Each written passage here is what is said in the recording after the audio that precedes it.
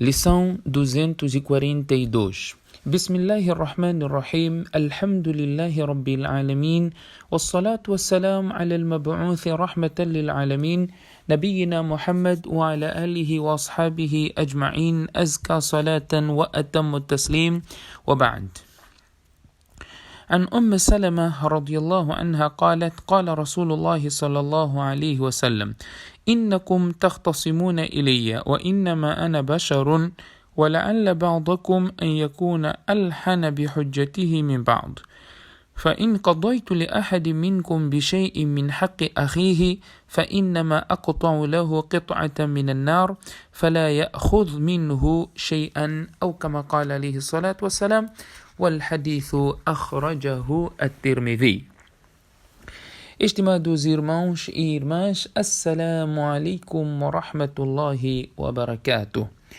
Na lição de hoje vamos abordar a questão relacionada com a proibição do indivíduo julgar aos outros no estado de zanga, sendo o juiz. É proibido o juiz julgar alguém estando ele zangado, ou qualquer indivíduo que estiver a julgar as outras pessoas, ele não pode julgar estando no estado de zanga.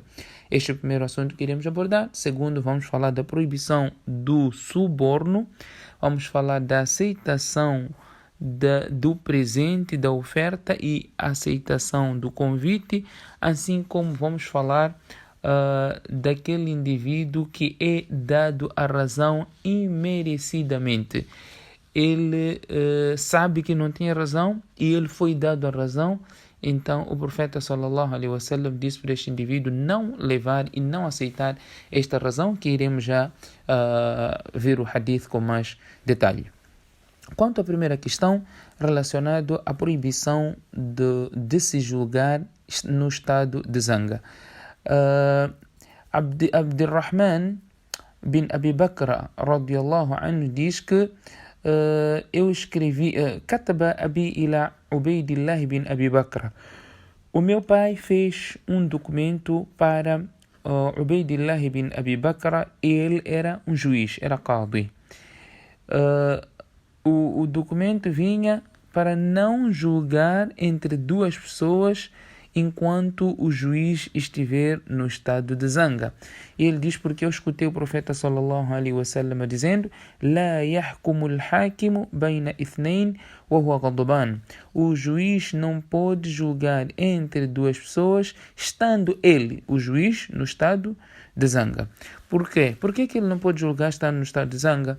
Porque ele vai ter inclinação natural a favor daquele que não está zangado com ele e vai estar contra aquele com quem ele está zangado. Portanto, para ele ser justo, ele não pode julgar estando no estado de zanga. Os ulamás dizem que também é proibido, não é aconselhável o juiz julgar estando muito esfomeado, assim como estando doente, estando com sede, todos estes aspectos que podem influenciar na decisão do juiz ou de quem está a julgar, é proibido ou não é aconselhável ele julgar enquanto está neste estado. O outro aspecto é relacionado ao suborno. O profeta sallallahu alaihi wasallam diz, conforme o hadith de Abu Hurairah radiyallahu anhu: Lana Rasulullah sallallahu alaihi wasallam ar-rashi wal-murtashiya fil hukm.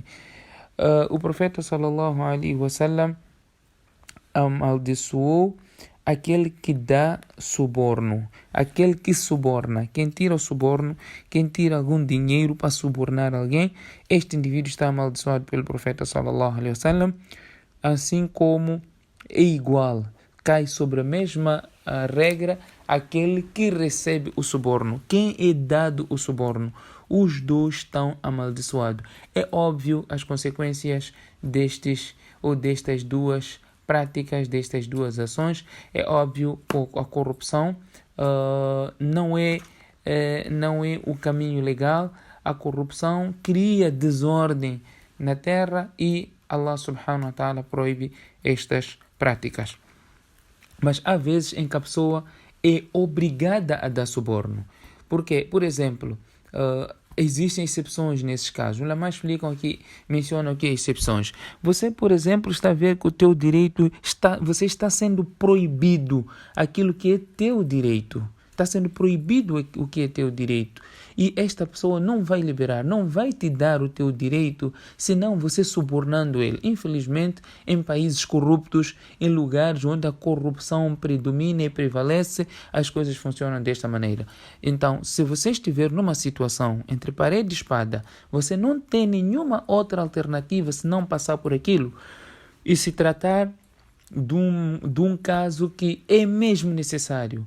Então, os ulama dizem, aquilo que você for a pagar como suborno para exigir o teu próprio direito, que é de direito, de lei, você ter aquela facilidade, então a pessoa será considerado estado de necessidade e o indivíduo não será considerado como pecador, mas sim uma situação de zarura ou uma necessidade extrema. Neste caso, onde ele não tem nenhuma alternativa, ele não será considerado como pecador.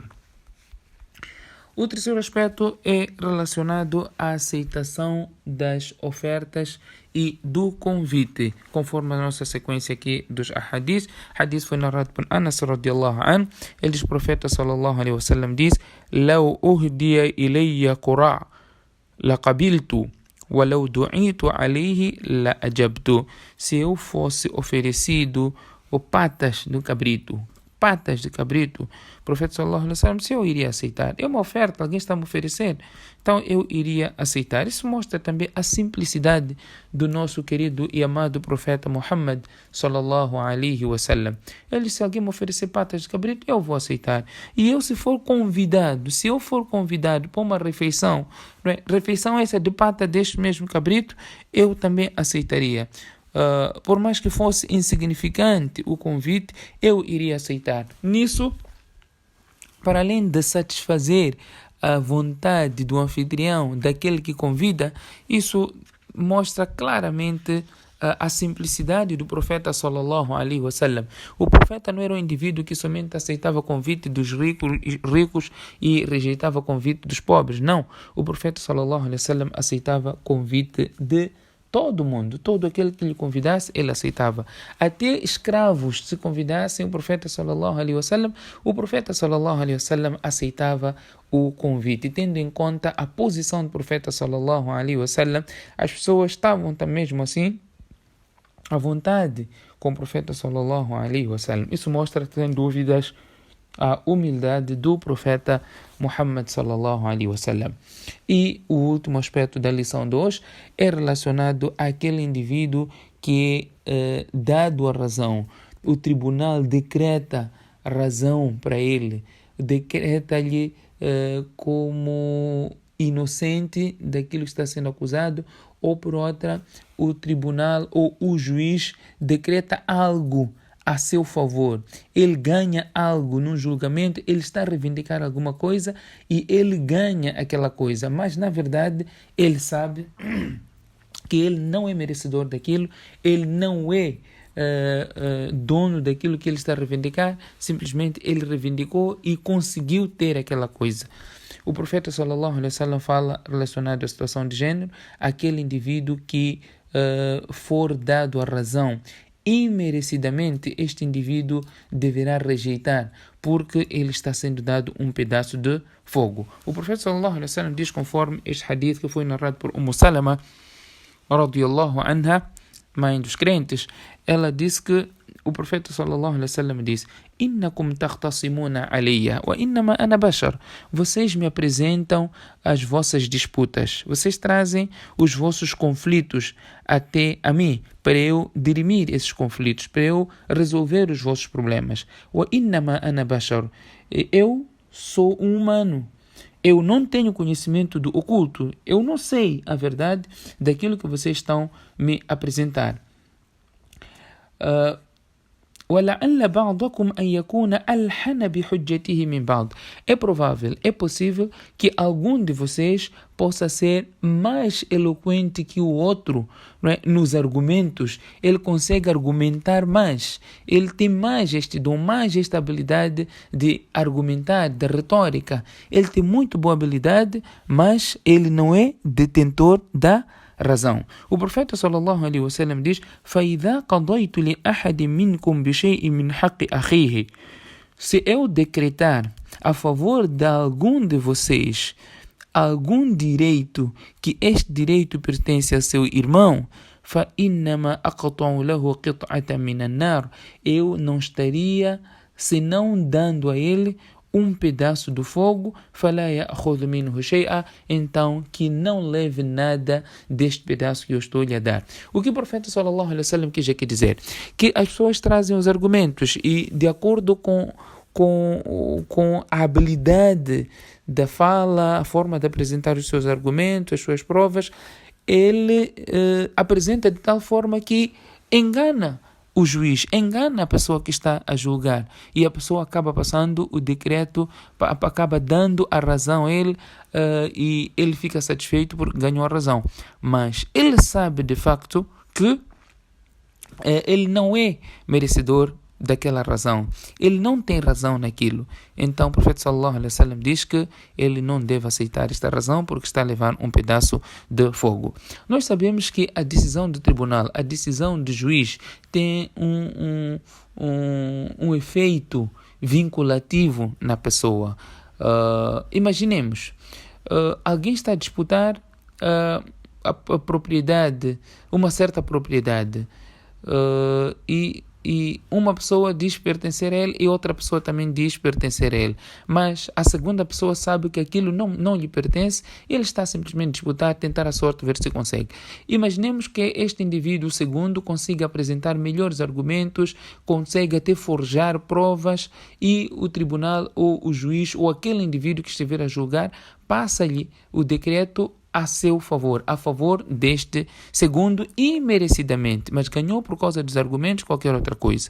Será que esta coisa irá lhe pertencer islamicamente? Ele pode usufruir da tal coisa porque ele ganhou razão ou adquiriu isso através do decreto do tribunal ou de alguém que julgou? A maioria dos ulama dizem se ele sabe que de facto aquilo não lhe pertence, ele simplesmente esteve a disputar, ele não poderá usufruir daquilo e ele não terá posse daquilo, mas sim deverá devolver e desta forma ele livra-se desta situação para não ter que passar por essas dificuldades todas que nós mencionamos nesta lição, desde o princípio do hadith, conforme foi aqui apresentado narrações de Jami' at-Tirmidhi. Que Allah subhanahu wa ta'ala dê a todos nós de a todo momento termos em mente que a justiça de Allah subhanahu wa ta'ala poderá retardar, mas não falha. Se isso não acontecer nesta face da terra, no além você terá que pagar pela injustiça cometida. Subhanakallahumma bihamdik, nashhadu an la ilaha illa anta, nastaghfiruka wa natubu ilayk.